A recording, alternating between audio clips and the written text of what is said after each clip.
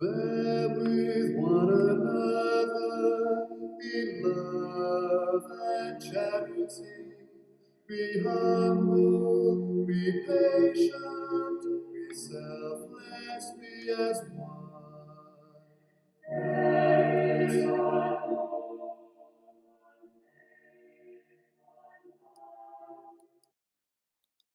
Good morning and welcome to this service of morning prayer on Tuesday the 5th of May in the fourth week of Eastertide. This morning we will once again use the simple office from the Community of the Resurrection at Murfield, and also I will be using prayers from Father Eric Simmons, also from Murfield. In the name of the Father, and of the Son, and of the Holy Spirit. Amen.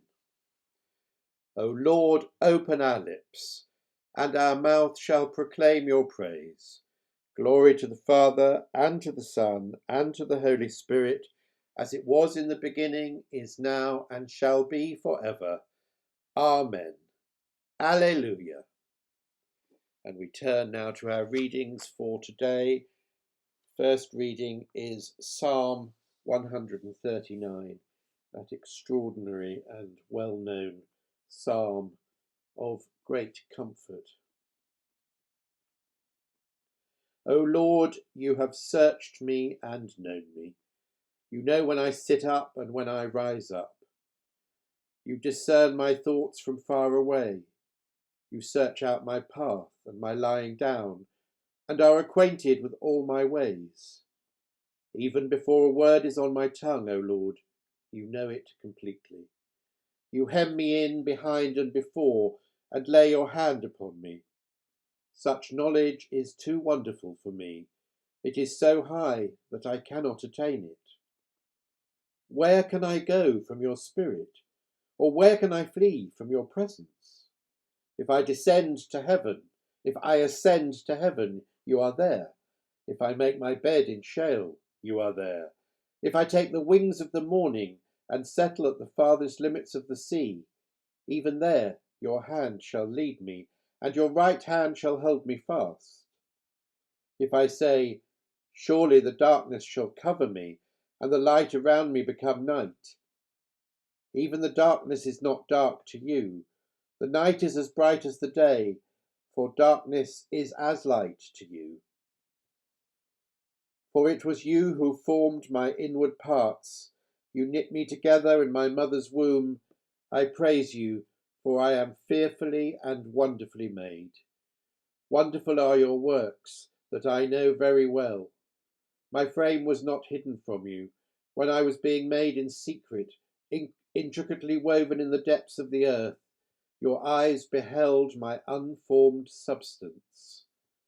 In your book were written all the days that were formed for me, when none of them as yet existed. How weighty to me are your thoughts, O God! How vast is the sum of them! I tried to count them. They are more than the sand. I come to the end. I am still with you.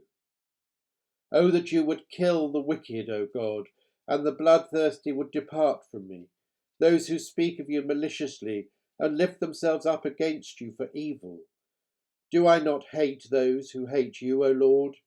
And do I not loathe those who rise up against you? I hate them with a perfect hatred. I count them my enemies. Search me, O God, and know my heart. Test me and know my thoughts. See if there is any wicked way in me, and lead me in the way everlasting. Glory be to the Father, and to the Son, and to the Holy Spirit, as it was in the beginning, is now, and shall be forever. Amen. And so we return to the book of Exodus, chapter 32, starting at verse 15. Then Moses turned and went down from the mountain, carrying the 2 tablets of the covenant in his hands, tablets that were written on both sides, written on the front and on the back. The tablets were the work of God, and the writing was the writing of God, engraved upon the tablets. When Joshua heard the noise of the people as they shouted, he said to Moses, "There is a noise of war in the camp." But he said, "It is not the sound made by victors, or the sound made by losers. It is the sound of revellers that I hear." As soon as he came near the camp and saw the calf and the dancing, Moses' anger burned hot, and he threw the tablets from his hands and broke them at the foot of the mountain. He took the calf that had been made, burnt it with the fire, ground it to powder, scattered it on the water, and made the Israelites drink it. Moses said to Aaron, "What did this people do to you, that you have brought so great a sin upon them?" And Aaron said, "Do not let the anger of my Lord burn hot. You know the people, that they are bent on evil. They said to me, 'Make us gods who shall go before us.' As for this Moses, the man who brought us up out of the land of Egypt, we do not know what has become of him." So I said to them, "Whoever has gold, take it off." So they gave it to me, and I threw it into the fire, and out came this calf. When Moses saw that the people were running wild, for Aaron had let them run wild to the derision of their enemies, then Moses stood in the gate of the camp and said, "Who is on the Lord's side? Come to me." And all the sons of Levi gathered around him. He said to them, "Thus says the Lord, the God of Israel, put your sword on your side, each of you. Go back and forth from the gate throughout the camp, and each of you kill your brother, your friend, and your neighbour." The sons of Levi did as Moses commanded, and about 3,000 of the people fell on that day. Moses said, "Today you have ordained yourselves for the service of the Lord, each one at the cost of a son or a brother, and so have brought a blessing on yourselves this day." On the next day, Moses said to the people, "You have sinned a great sin, but now I will go up to the Lord. Perhaps I can make atonement for your sin." So Moses returned to the Lord and said, "Alas, this people has sinned a great sin. They have made for themselves gods of gold. But now, if you will only forgive their sin, but if not, blot me out of the book that you have written." But the Lord said to Moses, "Whoever has sinned against me, I will blot out of my book. But now go, lead the people to the place about which I have spoken to you.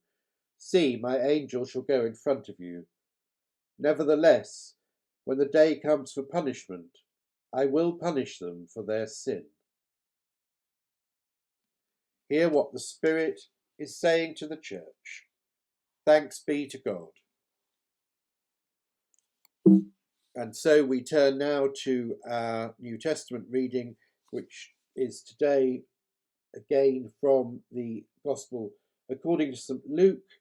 And today we are at chapter 3, starting at the first verse. In the 15th year of the reign of the Emperor Tiberius, when Pontius Pilate was governor of Judea, and Herod was ruler of Galilee, and his brother Philip, ruler of the region of Ituraea and Trachonitis, and Lysanias, ruler of Abilene, during the high priesthood of Annas and Caiaphas, the word of God came to John, son of Zechariah, in the wilderness. He went into all the region around Jordan, proclaiming a baptism for repentance for the forgiveness of sins, as it is written in the book of the words of the prophet Isaiah. The voice of one crying out in the wilderness, "Prepare the way of the Lord, make his paths straight.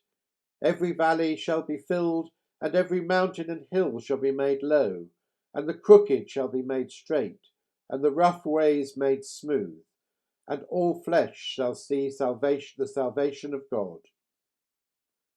John said to the crowds that had come out to be baptized by him, "You brood of vipers, who warned you to flee from the wrath to come?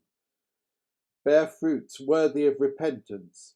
Do not begin to say to yourselves, 'We have Abraham as our ancestor.' For I tell you, God is able from these stones to raise up children to Abraham. Even now the axe is lying at the root of the trees. Every tree, therefore, that does not bear good fruit is cut down and thrown into the fire." And the crowds asked him, "What then should we do?" In reply, he said to them, "Whoever has 2 coats must share with anyone who has none, and whoever has food must do likewise." Even tax collectors came to be baptized, and they asked him, "Teacher, what should we do?" He said to them, "Collect no more than the amount prescribed for you." Soldiers also asked him, "And we, what should we do?" And he said to them, "Do not extort money from anyone by threats or false accusation, and be satisfied with your wages." This is the word of the Lord. Thanks be to God. And so we conclude our readings by saying together the Benedictus. Blessed be the Lord God of Israel. He has come to his people and set them free. He has raised up for us a mighty Saviour, born of the house of his servant David. Through his holy prophets, he promised of old that he would save us from our enemies, from the hands of all who hate us. He promised to show mercy to our fathers, and to remember his holy covenant. This was the oath he swore to our father Abraham, to set us free from the hands of our enemies, free to worship him without fear, holy and righteous in his sight, all the days of our life. And you, child, shall be called the prophet of the Most High, for you will go before the Lord to prepare his way, to give his people knowledge of salvation by the forgiveness of their sins. In the tender compassion of our God, the dawn from on high shall break upon us, to shine on those who dwell in darkness and the shadow of death, and to guide our feet into the way of peace. Glory be to the Father, Son, and the Holy Spirit, as it was in the beginning, is now, and shall be forever. Amen. And so now we turn to our time of prayer.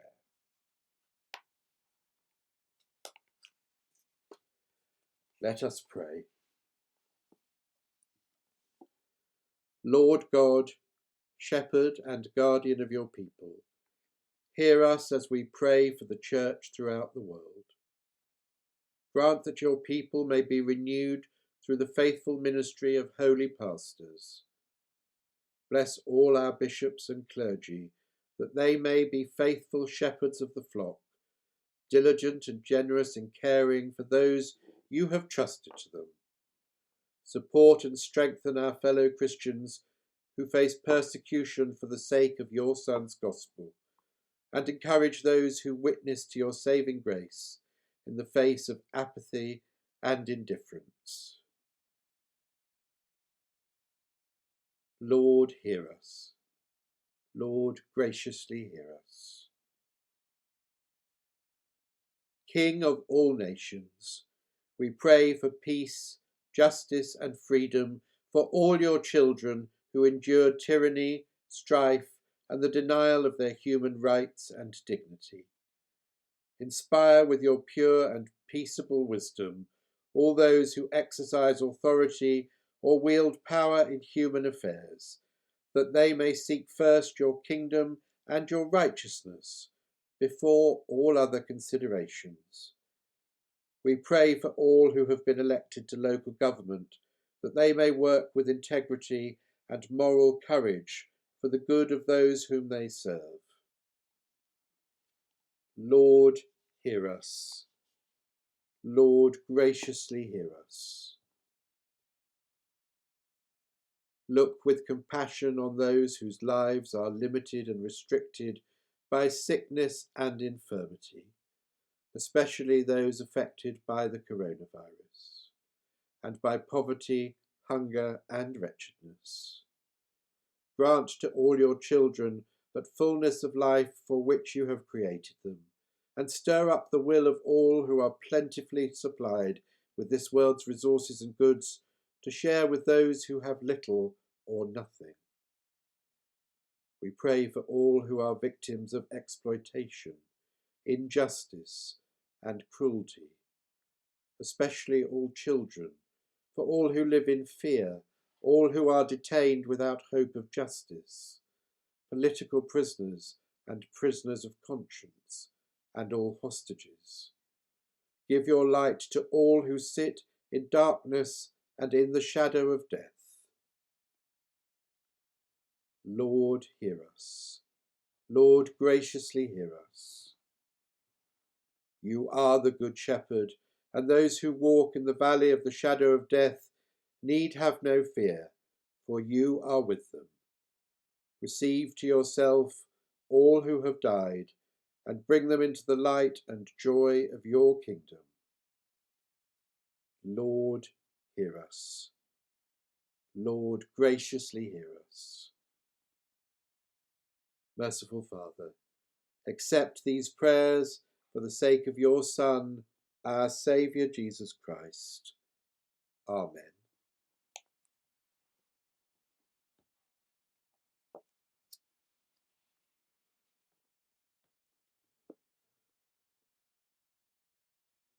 Almighty God, who through your only begotten Son, Jesus Christ, have overcome death and opened to us the gate of everlasting life, grant that, as by your grace going before us, you put into our minds good desires, so by your continual help we may bring them to good effect, through the same Jesus Christ our Lord. Amen.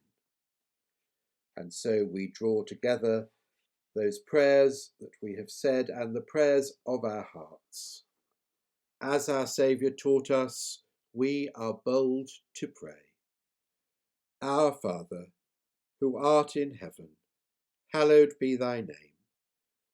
Thy kingdom come, thy will be done, on earth as it is in heaven. Give us this day our daily bread, and forgive us our trespasses, as we forgive those who trespass against us. And lead us not into temptation, but deliver us from evil. For thine is the kingdom, the power, and the glory, for ever and ever. Amen. And so we turn now to the collect for today. Almighty God, whose Son, Jesus Christ, is the resurrection and the life, raise us who trust in him from the death of sin to the life of righteousness, that we may seek those things which are above, where he reigns with you in the unity of the Holy Spirit, one God, now and forever. Amen.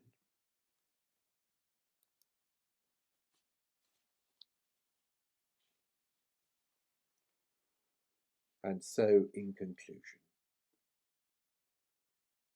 to the God of peace, who brought again from the dead our Lord Jesus Christ, that great shepherd of the sheep, by the blood of the eternal covenant, be glory, honour, and praise throughout all ages, world without end. Amen.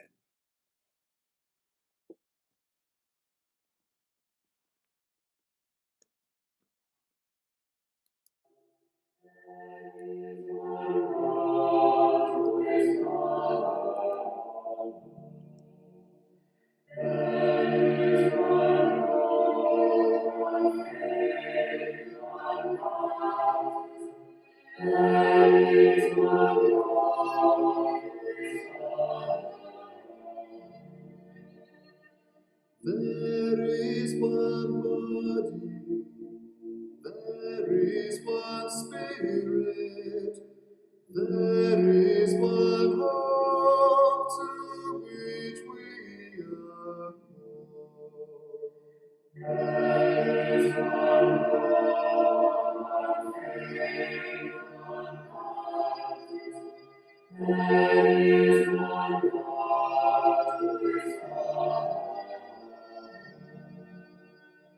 There is one Lord, one faith, one heart.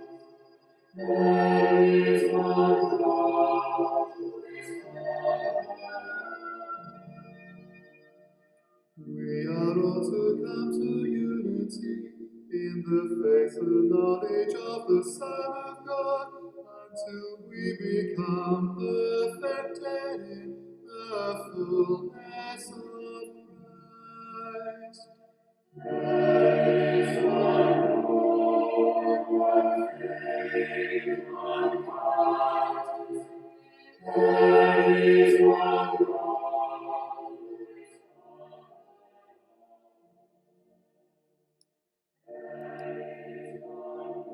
God bless and stay safe.